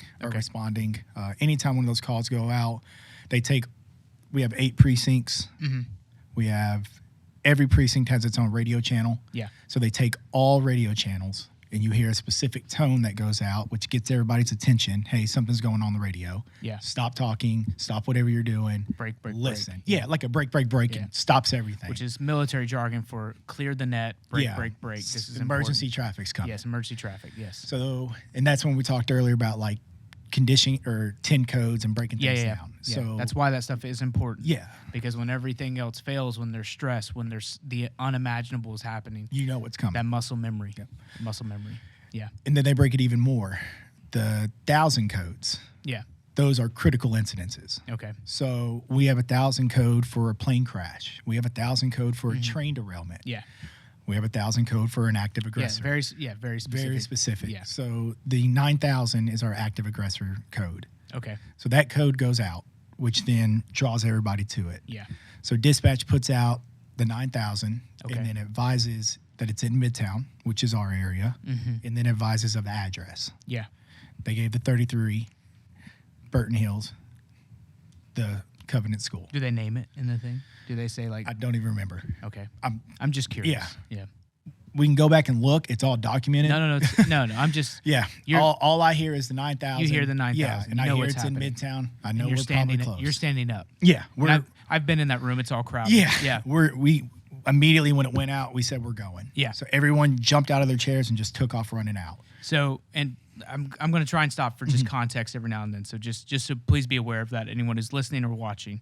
But as the crow flies, or as standard traffic from where you are at that precinct to the school is 15 minutes, roughly. Roughly 15 minutes. Yeah. Right. And so you get the call. Everyone. I've been in the room. Everyone stands up, and you're out the door. Yes. How quickly are you there? I think we got there in minutes. Got there in minutes. It was under 10 minutes. It was under 10 minutes. I mean, because from the time the call came down till the suspect was down, I think it's 15 minutes. Yeah. Right. Roughly 15 minutes as well. So the entire, and this isn't just your unit. The whole department's going. Whole department is moving towards this incident. Yes. Yeah. So again, when we hear these 1,000 codes, yeah, it doesn't matter what any officer. It doesn't matter. Obviously, yeah. yes. Everyone's dropping whatever emergency they're doing, situation. And you're going. Yes. So we take off running out of the office. Yeah. We run to our cars. Our cars are in the parking lot. Yeah. Jump in when we take off. Yeah. I mean, we couldn't get there fast enough. No. I'll tell you that. Yeah.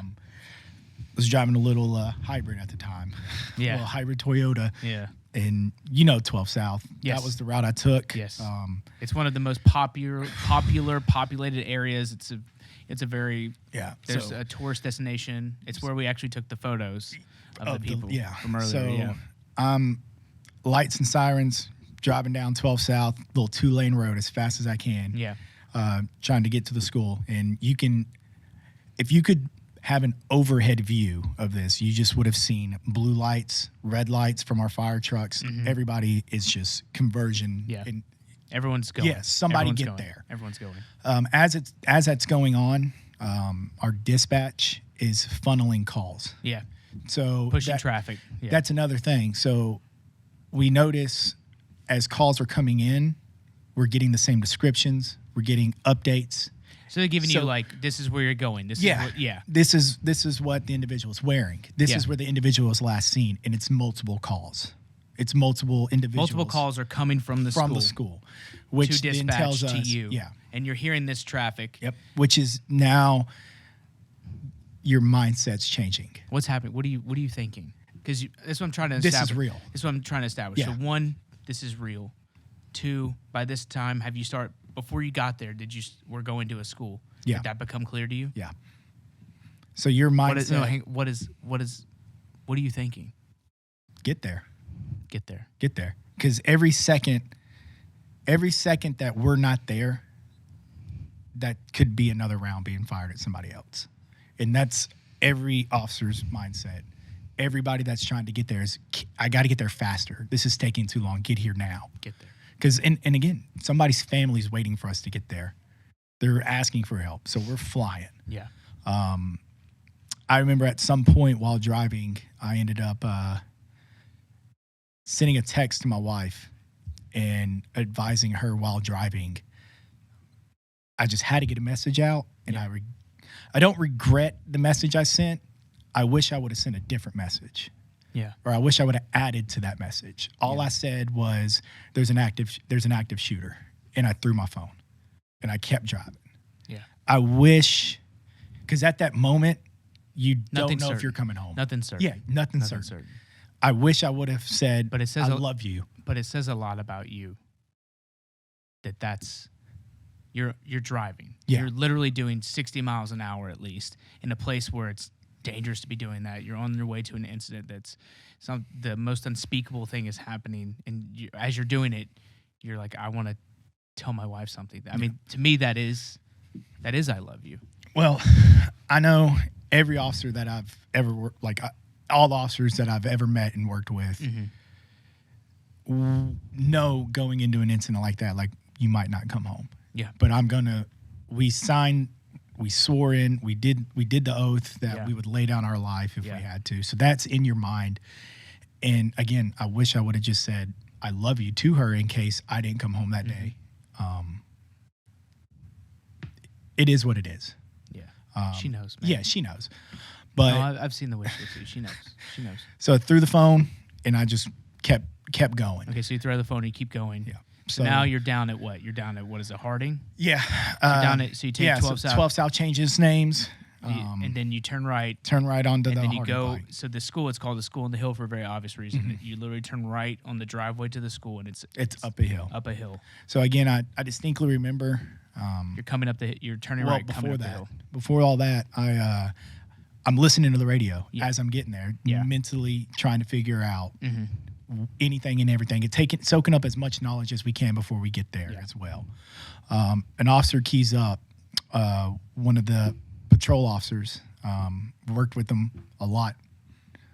I heard him key up, saying that he was arriving on scene. Mm-hmm. Key up means turn on the radio. Yeah, turning on the radio. Yeah. So he gets on the radio and he advises that he's arriving on scene. He's on scene. Is he the first one on scene? He was. Okay. I never saw him. I never saw him during that incident. Okay. Yeah, it's Officer Davis. Okay. He got on. Thank you, Officer Davis. So he advises that he's on scene, and he starts talking to somebody, and he's relaying information, but he ended up on the other side. The other side of the building. The other side of the building. So. But he's fighting himself to get to where we were. Yeah, and again, to paint the picture, so it is a school and it is a church. Yes. Right, and so no up one knows. On a hill. Up on a hill. Two no entrances. one knows what's happening. He's there. He's the first officer on scene. He's gathering information, relaying it to you as you're coming up the hill. Yeah, You're hearing him. You're hearing his traffic. And it's like your heart sinks for a second. Yeah. Because you want to be there. Yeah. And I'm like, I remember specifically too. At one point, I looked at my GPS when he said he was on scene, because you can hear the difference between a radio dispatch keying up and our dispatch key, or an officer keying up. So I can hear him key up, and I'm like, okay, that's an officer. How so? It's just the way that the bong or the beep on the radio. I'm like, that's an officer, and then he says he's on scene. I'm like, my heart drops, because I'm like, man, I'm almost to you. I'm almost there. Because you want to be there. Yeah. I'm like, I don't want him by himself. I don't want anybody inside the school by themselves. Like, we all want to be there. So I just remember looking down. I'm like, all right, I'm half a mile out. So I was like, I just go. So you just lay it. Just put it down. I'm already going as quick as I can. Fast as a Toyota. You can smell the tire burn and the brake fade. So end up getting there pretty quick right after he keyed up. And I'm like, I remember I told him I was there. As I came up the hill, I remember seeing Mary. She works for the school. Okay, Mary's an employee at the Covenant School. Yeah. So she was outside. If you watch the body cam footage, she is seen on body camera footage. She's the one that tells Officer Rex on body camera how many kids are there and that the school's on lockdown. Yeah. Right. So when I pull up, it's Officer Davis. I don't know where he is. I just know he's there. Yeah. I pull up. I come in contact with Mary. She's pointing to the other side. Yeah. And she's saying, over there, over there. She's directing you on scene at the school. Yes. I mean, the fact that she was out there, and she's outside. It's amazing. She's outside, putting her life on the line. Putting her life at line as a teacher, not undercover, just directing, trying to relay as much information as she could to us, like on scene. Yeah. I hang a left because she was telling me to go this way. Another employee, he's telling me. He's right there as well. He's pointing over to the side, telling me this way, and I'm like, where? You got to remember, you've never been to the school? Yeah. But we've never been to the school. No, I mean, there's no reason you would go there unless your children were there. So I'm like, show me where. And kudos to him as well. He didn't have to do this. Yeah. But he takes off running. And I'm like, following you, man, let's go. He's leading you to So to the entry. I stay in the car and I take off. He's weaving and wobbling in between cars, trying to stay as covered as he could. And he gets about halfway to where the vestibule was that I made entry. And he points and says, right there. Mm-hmm. He's like, they went in right there. Mm-hmm. So I pull up. The shooter went in right there. Yeah. So I pulled up, I got out, and I took off running right towards that vestibule. When I got to the vestibule, you could clear as day see that the glass had been shot out. And what is a vestibule? Like the doorway. The doorway to enter into another door that then gets you into the school. And that's a technical term for a vestibule. Yeah. So, and this is the photos and stuff. Anyone can find this online. Yeah. It's the glass that was shot out. Correct. Yes. Yeah. Where the shooter came in the parking lot, started shooting the glass to make entry into because everything was locked. Yeah. Yeah. So I made entry right there. Yeah. By yourself. By myself. Keyed up on the radio. Advised that I was making entry. Mm-hmm. And that's when came in contact with the first victim. Knowing that the shooter was still inside, pushed on. I knew everybody was still on their way. Officers were still coming. But every second mattered. You start clearing. Yeah. You start going to work. Yeah, we start pushing down the hallways, passing locked doors. Now just you. Well, yeah. So push past closed doors, get to the gymnasium, clear the gymnasium hastily. What are you hearing? Nothing. Outside of there's when I say sirens. Nothing, when I say nothing, we're not hearing a stimulus. I'm not hearing gunshots. Yeah. What I'm hearing is the fire alarm going off. Yes.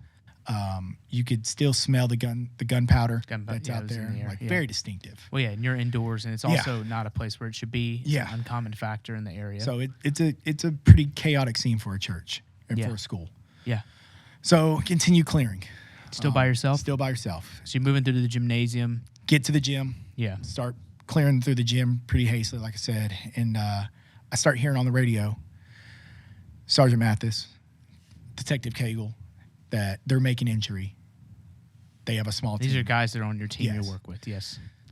They're making entry. They have a small team. They're pushing in. So I make the decision to backfill to link up. Yeah. So end up there's no because it's what you're never supposed to go in alone. unless you absolutely have to, which is the decision you made. It is the right decision. And any officer would have made that decision. Any officer would have made that decision. We're going in. I don't think it's what has to be done. Yes. But you have to, you're talking the scale, a one-man clear, that's a So with time no is stimulus, of the essence. So you have to move with a unit. So backfield, that's when I linked up with Detective Wagner and 2 patrol officers. Yes. So we end up making multiple entries on the same exact side. They actually pulled their cars where I'd pulled my car, but we're just one building over just a little bit. So linked up with them, and we started getting more intel over the radio. Yeah. About shooter is possibly on the 2nd floor. Location, yeah. Yes. So we're like, hey, let's go. We're going. So went up the flight of stairs, came into contact with that locked door. I was pissed. At the top of the stairs. At the top of the stairs. Yeah. I was so pissed because I was like, I need in. Mm-hmm. There's 4 of us here. We're trying to get in. Yeah. But it was locked. Yeah. And like I said before, I mean, the door being locked mattered because the school did their job. Yeah. The school had training outside during the off year or during the off time. Yeah. They actually went and hired a company. And had a civilian company come in and teach them. Good. Here's steps that you as a school can take. You know, the fight or flight, a lot. Mm-hmm. I mean, they had a lot of things right that day. Mm-hmm. And I mean, it goes without saying the things that they did is what helped prevent from losing more lives. Yeah. But again, at that moment, I was so pissed because I was like, I want through this door. You're here to do a job. Again, we made a quick decision. Hey, like, we can sit here and fight this door, or we can try to make up time. So the decision was, let's push back down. Push back down. And find an alternate route. Yep. Yeah. So we end up going back down. Because and that's when the suspect had moved. So now you're trying to find the path that the suspect used. Yeah. So we pushed back down, linked up with Detective Policey, who came in the same door as us. Yeah. And we pushed right through one of the doors. Detective Hagel, he was coming through another door. Yep. We end up seeing each other. We give our word that's used to let everybody know, hey, it's officer. What's call-in, whatever. Yeah. Call-in just answer. Department, whatever the department comes up with, let people know, like, hey, it's officer and officer. Friendlies. Friendlies. Yeah. So we do that. We end up going down the hallway. We end up making entry in that hallway, and we could see Sergeant Mathis and Rex and another officer farther down the hallway. Yeah. So again, you're with your team, but the entirety of Nashville has converged on this one point. Yeah. So right? there's multiple coming in. You'd never known Rex prior to this point. I'd worked with Rex a little bit downtown on some stuff, but like not the way you are with your team and stuff. Yes. Yeah. So we see them ahead of us, so that tells us in our mind that the rooms that were between us had most likely already been cleared. Yeah. So to make up time, because again, we're fighting time. You're fighting time. We're trying to save seconds. Yeah. So we hauled down the hallway, linked up with them, and just kept moving. Because the more people you have, the faster you're able to clear. Yeah. The greater safety. It's speed, efficiency of movement. So we see Rex and the other officer go to our right down this, if you want to call it T, hallway, where when we came up, there was like a desk in the center. Yes. Hallway to the right. We just came from a hallway, and there's a hallway straight ahead, and the gym was to our left. Yeah. So we pushed past the gym. I'd already cleared it. You'd already cleared it. Yeah, prior. So we pushed past the gym, end up getting to those doors. When we got to those doors, there was an open door to our right. We cleared that real fast, a small little bathroom. Went through the doors, and then we saw that the stairwell was open to our right. Yeah. So when the stairwell was open to our right, we were getting information that the suspect was possibly still on the 2nd floor. Yeah. So the decision was made, go up the stairs. Go upstairs. Go upstairs. And this appears to be, by all indication, the path the suspect used. Because everything's open. Everything else is closed. Yeah. We don't know. In our mind at that time, could this have been the route that they were taking? Yeah. So we decided to take that route. Yeah. We still don't know where the suspect was. Yeah. So you'll see they all start going up the stairwell, and I'm sitting there covering down the hallway. Yeah. I'm just covering it for a brief moment till the team can push past. Once the team passed by, I broke off and joined in with going up the stairs. Yeah. As myself and Detective Police were coming up the stairs. Sergeant Mathis and Detective Cagle were already in the hallway. They were pushing down the hallway. That's when you hear Sergeant Mathis say that they had an individual down, and we relay, hey, keep pushing. We couldn't stop because we didn't know where the shooter was. Yeah. If we were to stop. There's a victim down. Yeah. If we would have stopped, I mean, those are precious seconds that we need. Yeah. And you still have no idea where the shooter is. We don't know where the shooter was. Yeah. It was around that time frame that Detective Wagner and some of the other officers were outside. So we're coming up the stairs. We're making down this hallway. First floor to second floor. Yeah. We're pushing down that hallway, and Detective Wagner had came back out. Some other officers were arriving on scene, coming up the hill in their car, and the shooter started to engage them outside. Our commander was out there. Mary was still out there. Yeah. They're hunkered down behind the car because the shooter had elevation. So the shooter is on the second floor shooting from the school outside to the parking lot. They knew where the shots were coming from. Yeah. They could give a general direction and where it was, like, I would almost say they could even give a distance. Yeah. However, they couldn't engage that. So now you have been able to establish a general vicinity of the shooter. So that's when our first stimulus kicked in. Yeah. So once we heard those shots, we knew, hey, these shots are coming from up here. Yeah. At that point, we kicked it into overdrive. Now you're closing distance. Yeah. Now we're. Can you hear the shots? Yeah. So you could hear the shots. Yeah. What's crazy too was you could almost feel them. Yeah. Like you could feel the air passing by you, coming down that hallway, coming towards you, and kind of like almost hitting that T intersection that we were at, hitting your face. Yeah. So we end up getting to the T intersection that you see. Mathis is on the right. I'm on the left. Detective Cagle, Detective Police here behind me. Mm-hmm. Rex was still downstairs around this time frame, but he had heard the shots as well. So you'll see on his body cam when the first group of shots are fired at our teammates outside, Rex says, that's coming from upstairs. Yeah. And he hauls. Rex hauls. Rex moves. Yes, he is moving. Yeah. We end up actually linking up. Yeah. So he gets all the way up to where we were, about to that T intersection, because once we got to the T, there was a pause in the fire. We knew the fire was coming from this direction. We just didn't know if it was to our left or our right at that T. Yeah. So we're at that T intersection, and we don't know where. We just knew it was in this direction. Yeah. That's when the shooter starts shooting again and told us to the right. Yeah. So call out. On the second floor. On the second floor. Rex is up there. You guys Rex was catching up to us. You guys are in the hallway. Yep. You hear it. You know you're close. Yep. Right? Or did you know you're close? It no, feels we, like yeah, we know knew. You're close. We knew it was pretty close. Yeah. We just didn't know how close or how. It's you're tough. close. You don't know how far. Yes. Right. So made the call go right. We pushed right. Yeah. We could still hear the shooting. I looked back for a quick sec, just to see who was with us. Yeah. Knew Sergeant Mathis was to my left. Knew he had his shotgun. Yeah. Did a quick peek, saw that Rex was the first one, the closest one. Yeah. He was pushing up to take the middle, so we would have a front. Saw that the door was coming up. And we only had one door open. Yeah. So just called out, was like, hey, push up. LPVO up front. Yeah. Which is a what? It's an optic. It's an optic that magnifies. Yeah. What? And it depends variable optic. Yeah. Depends on what setting your optic is and things, but it gives you can take a shot at a farther distance than you could, like with me, I only had a pistol at the time. Well, and in this type of scenario too, a hallway. Yeah. Right? You have reach, which is what you want. Yeah. So I mean, he without hesitation pushed right into that spot. Yeah. We went through the right door that was open. The left one was closed of these double doors. Right when we pushed through, we end up getting back online. Rex pushed to the left. You could hear a pause in the shooting from the suspect.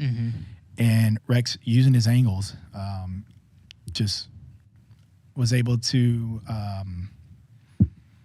engage the suspect. Took another pause. I mean, our training kicked in on that. Yeah. Once we heard the shots, we all took a pause for a quick second. Situational orientation. Yep. Yeah. Once the shots were ended right on that section, you hear us yell, "Move!" Yeah. We push. We close the distance. The second incident occurs with the shooter, and then once the threat was the second incident is when you engage the shooter. Once that's what you mean, yes. Right? Yeah. So, just for clarity's sake, Rex has engaged. Yeah, we'll redo that. No, it's fine, dude. And I really appreciate this. You're doing a lot. I'm proud of you. Rex engages the suspect, which has now been identified as the shooter. That's how we move forward on that. And then everyone takes a pause, moving. You're up there. We push up. And in the footage, you can see it. Yeah. The shooter is behind furniture, and then you're moving around, and you see the shooter, and then you engage. Yes. Neutralizing the threat. Once that was done, yeah, everything transitioned. It was our belief at that moment that the threat was neutralized. Yeah, and we needed to get to the victims. Yeah, our department has a protocol. It's our rescue task force. Yeah, so we implemented that immediately. Yeah. Some individuals stayed with the shooter. Yeah. Some individuals broke off and continued clearing. Clearing, because, again, you don't know. We don't know. There could have been another. Yeah. So they continued clearing. But belief is by this point based on, no more stimulus. Outside, no more moving. Stimulus. Yep. Yeah. I knew everything that was behind us. So I immediately ran back out, went the route that we had taken. Yeah. Ended up outside. Yeah. Once we got outside, other officers were arriving. It was like, hey, we need to start getting victims out. So that's when we started setting up corridors throughout the school to get our medics in, because our medics are coming in with us from the fire side with NFD. They're jumping in with officers because they're getting on scene now. Yeah. And we're going in and we're trying to save as many lives as we can. Yeah. Kind of did that for a little bit. The other guys, once more officers got there, those officers were able to, I don't want to say they were able to get to where the team was and relieve them from their positions so they could come out because of the incident that just occurred. Yeah. So we ended up backfilling out all five that were involved. Yeah. Making contact with the shooter. Yeah. All are out, and we were separated. Yeah, we were consolidated, but separated from everything else. Yeah. I mean, it's.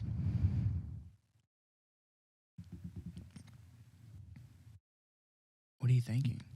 What's happening? Yeah, like. I'm being like, I don't know. It's hard to put that part in words. We're like, this is now where everything slowed down. Yeah.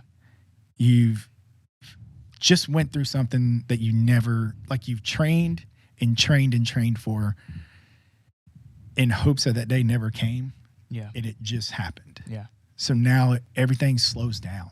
Yeah. That adrenaline rush, that dump, it's hitting.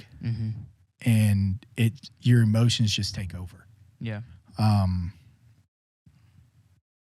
It's a feeling I would never want to feel again. I remember standing there with teammates and just trying to comprehend what just happened. At the same time, you're seeing everybody still working. I mean, our chief was there. Yeah. Our deputy chiefs, they're all getting on scene, and they're exfilling children. So you're watching them come out. You're watching little kids come out holding hands with officers helping them out, firefighters helping them come out and trying to get them out of this situation that just happened. And all you can yeah.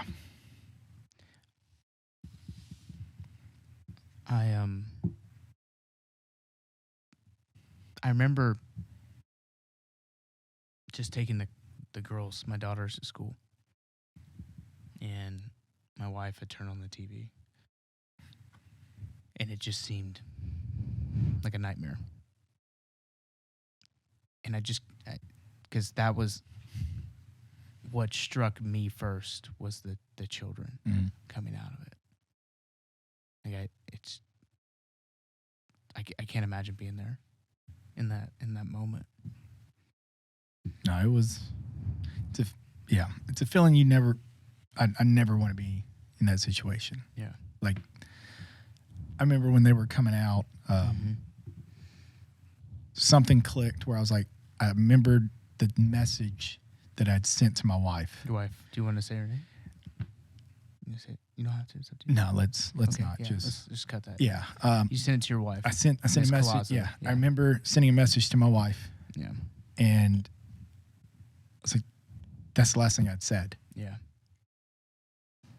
I don't know what's going through her mind right now. Yeah. Because everyone knew by this point. Yeah. So Everyone knew. word's getting out. Yeah.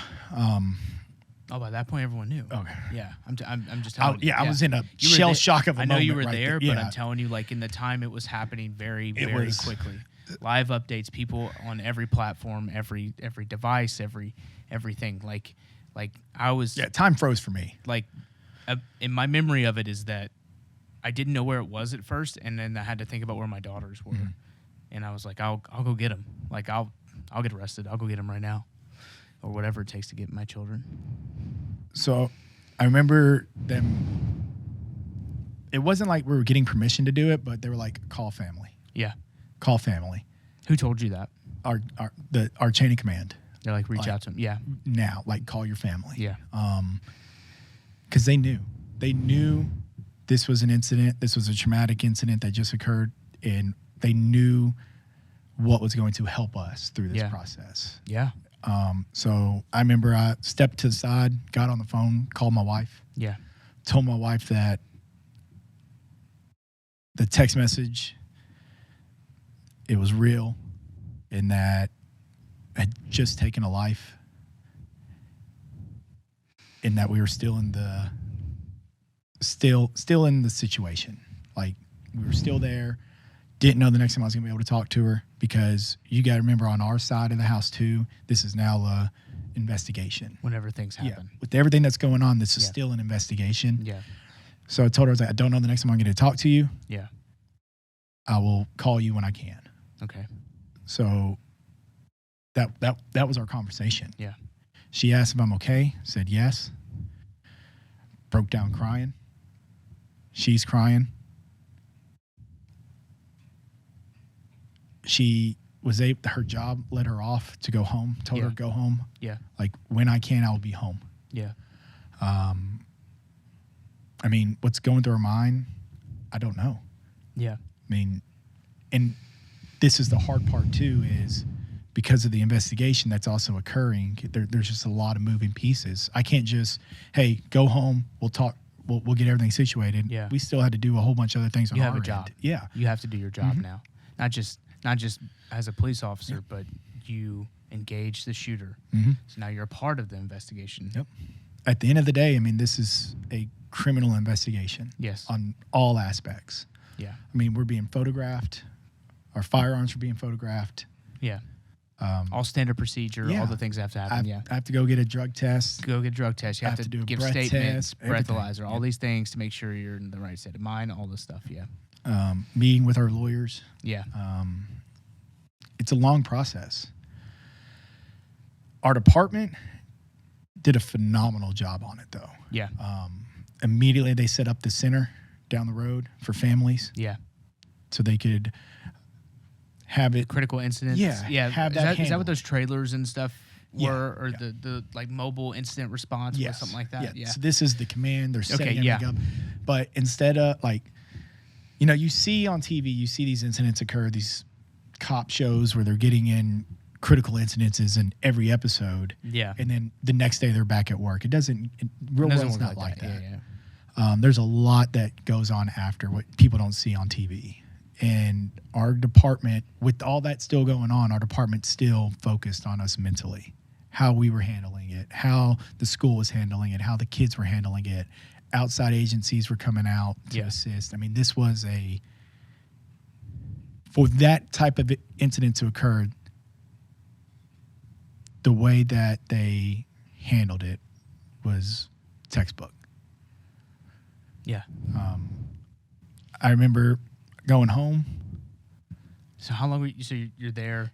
You couple hours. Give a few statements. You do all the things you have to do, and then you're released. They're like, we'll talk tomorrow. Obviously. Yeah. So I'm not trying to minimize any of this stuff. We did the necessary things. Yeah. Every officer was checked on before they left. Good. There was certain locations that officers were sent to be to speak with individuals. If needed, chaplains are available. Everything. Yeah. I end up going home. Wife's at home. I can't tell you how long we sat in the kitchen and just held each other. After that, I've got a little girl. So that was kind of tough because I just remember looking at her and was like, let's go get our daughter. Like, let's go. I mean, we jumped in the car and we drove. It took forever to get to the school to pick our daughter up. I think word had gotten out about what happened. Names weren't out. Nobody knew yet. Nobody knew yet. Yeah. It's unusual for us to go get our daughter out when she's there, but that was tough. Going to a preschool to check our daughter out right after this incident. I remember it, but at the end of the day, it's hard to remember it. Yeah. Got our daughter and we just went home. And we didn't leave. Stayed home. We stayed home. I want to say it was a couple of days before we finally just left the house. But we stayed home.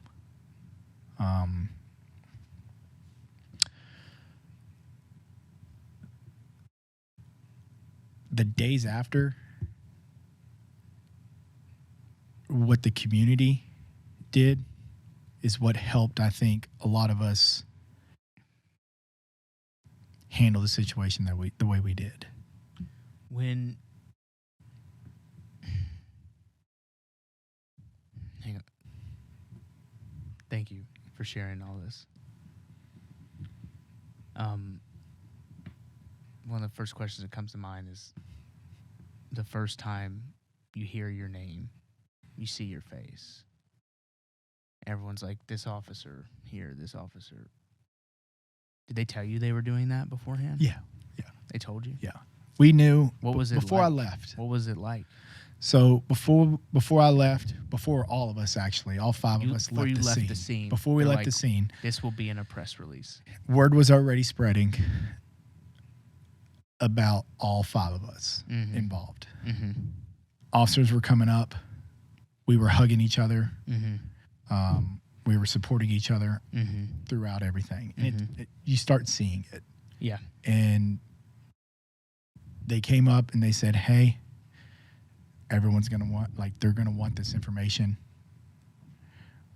What they asked us, what do y'all want? Because at the time, me, Detective Cagle, Detective Policey, and Sergeant Mathis, our role at Midtown, we were still doing street level narcotics. We were still working some undercover cases, some active cases were going, but we knew this was bigger.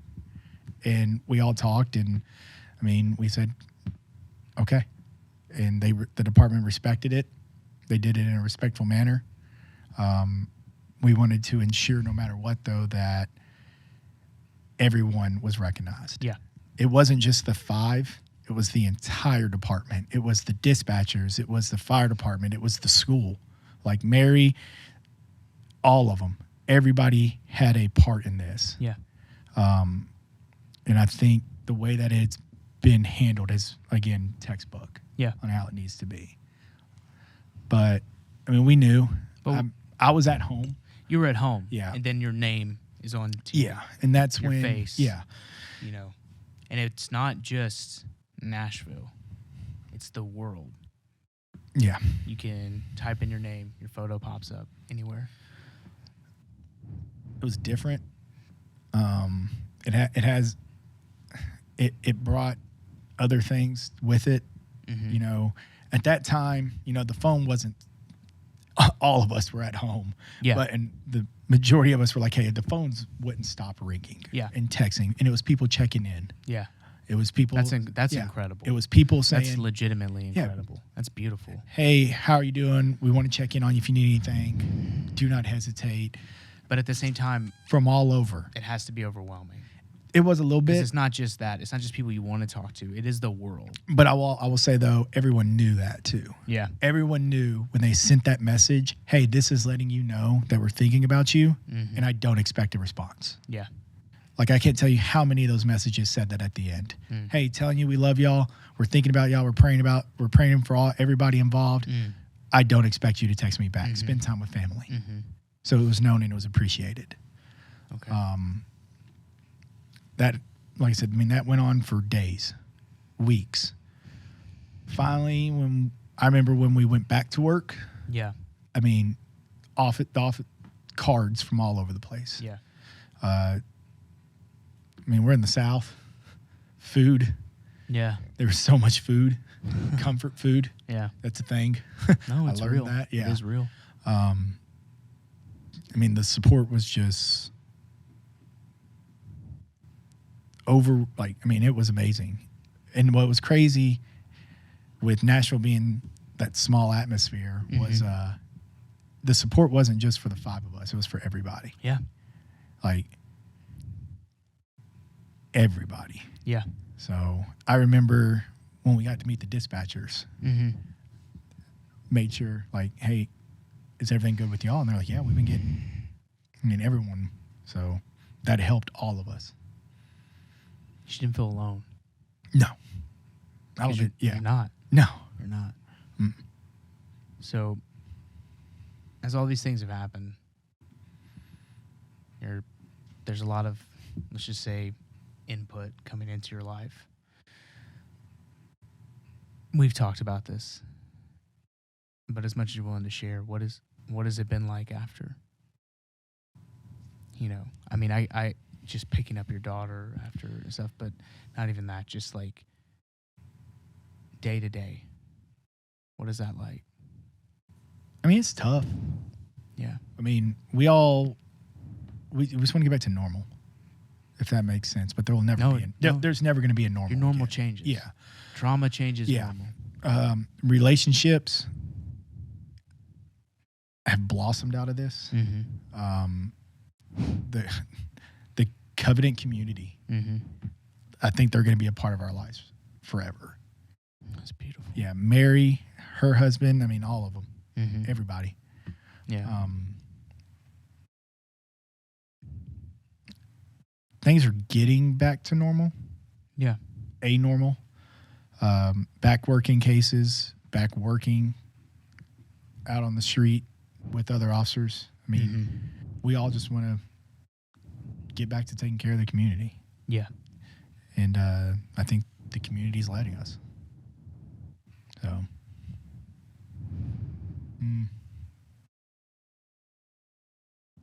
It's tough, but we're doing it. You are. Yeah, we're doing it. I was going to say, I think every time you call me, I'm either working. Well, you work. Yeah. Way too much. Hey, what are you doing? We're working right now. Coming back. Yeah, you work a lot. I think Blas said, he's like, every time I talk to you, you're getting food for your family or you're working. Yeah. Yeah. He's right. He said, you're always in a drive-thru. You're always in a drive-thru. That's what he said. Taking food home. I'm like, yeah. No. But I will say, I mean, I know we talk about the, wanting to get back to normal and work and stuff. Yeah. But this also opened up a lot for me personally on the work side. Yeah. I noticed I was working a lot. I was like, hey, that's the first thing I've ever said about you. Yeah. Like, he's trying to rid the world of crime. Well, yeah. I'm also trying to take care of the family. I understand. No, I understand. There's a lot happening in your life. No, but I was working a lot of good stuff that's happening in your life. Yeah. I think all of us, we worked overtime initiatives. Yeah. We were staying late. Yeah. In the office to go work, robberies or go work and help out with deaths from vehicles. So we were just working nonstop hours. there was times we'd go 3 or 4 days without seeing our families because Yeah. we were just constantly working. And when we got home, everybody was asleep. So we would go to sleep, wake up, they're gone. They've started their day. We're waking up a little late to go start our day. Yeah. So there was times that we wouldn't see our families for a couple of days. And this incident kind of opened that up and made us realize. Reprioritizing. Yeah. It told us like, hey, doesn't matter how much money you make. Doesn't matter how much crime you solve. Mm-hmm. You're going home to your family. Yeah. And when this is all said and done, who's going to be there? Yeah. Who's going to be there? And that opened it up for all of us. And it really hit home with me to where I was like, have I really watched my daughter grow up? Yeah. Have I really paid attention to my wife? Yeah. Like, Some way get it together. We talk about this a lot. Yeah. Yeah. No, it's something that's, dude, it's in this, it's the number one thing. Yeah. Right? No matter what you do, especially if you do the type of thing in military, law enforcement, like there's the mission, the task to complete, the thing to do, but like no matter what, you have to retire, you have to hang it up. And who is going to be there? Who's going to be there, and what was the cost? Exactly. I think too often I'll retire, I'll live then, which is great, and that's awesome. But what was the price that was paid? Did you get to see your daughter actually grow up? Yeah. Did you get to see your kid go play baseball? Yeah. You know, And it woke up. yeah, It woke us up. And yeah.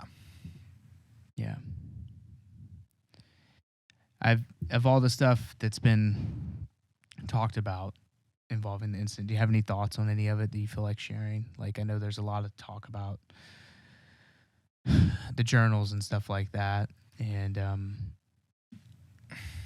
I mean, the journals are there. yeah, The journals, they're there. They're, what's going on with that is what's going on with it. yeah, I don't want the journals to be the conversation. mm-hmm. The conversation needs to be the victims, those that were impacted by it. That's what we need to be talking about. Yeah, Remembering these names. yeah, The preacher lost his daughter. mm-hmm. The preacher did his daughter's funeral. Buried his child. Yeah, Buried his child. talked about times that he spent with his daughter throwing ball. You were there. I couldn't. You couldn't. Wife and I had conversations, and with everything that was going on at the time, we thought it was best we didn't go to the funeral. We made sure that it was known that, condolences, everything, were there as much as we can. But that moment was for her, not for us. Yeah, I wanted that moment to be there for that family. So we made that conscious decision to stay home. yeah, I've watched it online. I know there's the YouTube from the church. They have their own YouTube page. They do their services and everything on the page. I couldn't agree more. Yeah. So I've watched it since, and I couldn't do that. That is a different type of strength that he had to do that. And these are the conversations that need to be had. The journals are there. Let's talk about what's important, and that's the families. It doesn't matter. Yeah. Right. This is what matters. I agree. But what is one takeaway that you want people to have from this conversation, from the incident? What's there's a lot that I would hope that people remember. Yeah. Remember the victims, of course. Mm-hmm. We have to tell their stories. We have to talk about them. Remember the victims, of course. Mm-hmm. We have to tell their stories. We have to talk about them. Yeah. I know a lot's been talked about and coming from this incident now. Like our department has implemented a school response team. So now we have a unit that specifically assigned to schools. We already had officers at schools. Mm-hmm. We have SROs, school resource officers, Mm-hmm. but now we have another unit that has helped provide more presence at schools, especially elementary schools. Yes. A lot of the schools and churches now and businesses in and of themselves, like warehouse companies, grocery stores, have reached out asking for guidance on, hey, how can we address a situation like this? I know of several civilian companies that address active aggressor type situations that have been reached out to and asked to come out and teach. Yeah. A lot of those are, law enforcement personnel. Yeah.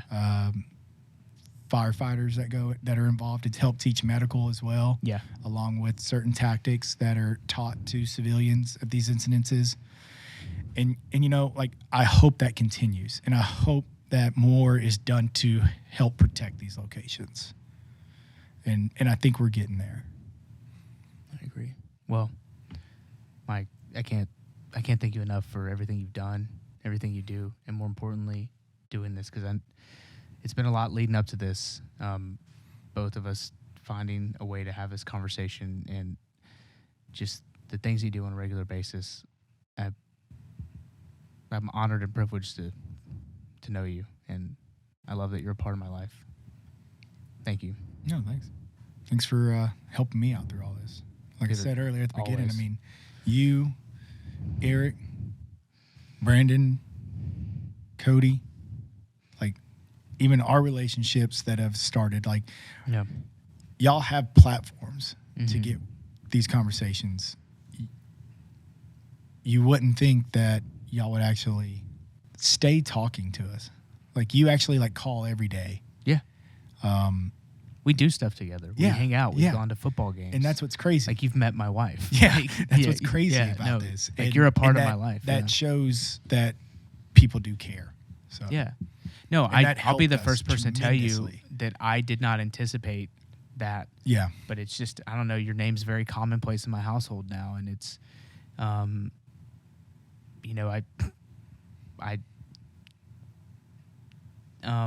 can I say this? Thunder Buddies? Thunder Buddies is good, but there's I heard this phrase once, and it was like, if you got it, you can spot it. And that's what I think. Sometimes